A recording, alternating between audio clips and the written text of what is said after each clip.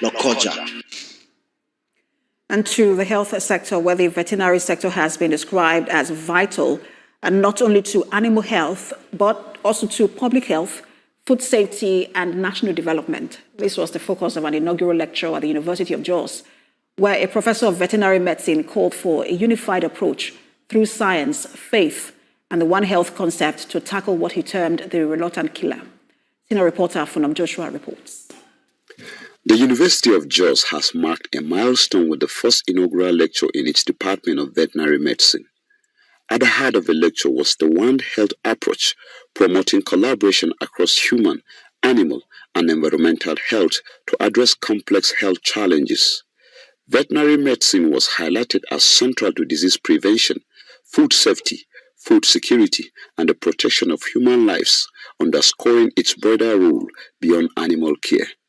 The lecture also emphasized the need for increased investment in research and integrated health systems, alongside the role of science and faith in addressing emerging health threats.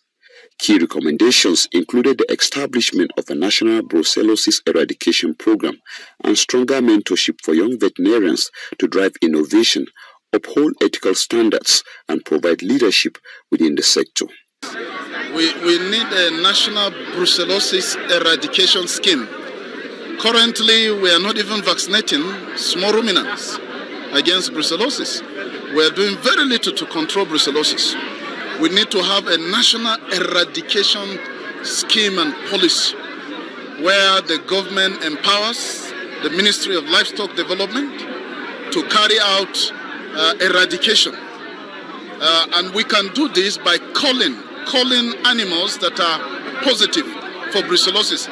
That means you get rid of the animals, you kill the animals that have the brucellosis. And we have to increase funding for translational research, molecular research. We need to increase funding. Now we need to incorporate the use of artificial intelligence in teaching, in research, in community service. It will make our work much more easy and make it even more dynamic. In the Faculty of Veterinary Medicine is very significant for us that such a young faculty is already producing professors that are delivering the inaugural lecture. That's quite significant. A stronger veterinary sector remains key to safeguarding both people and livelihoods. Funam Joshua, TVC News, Jos.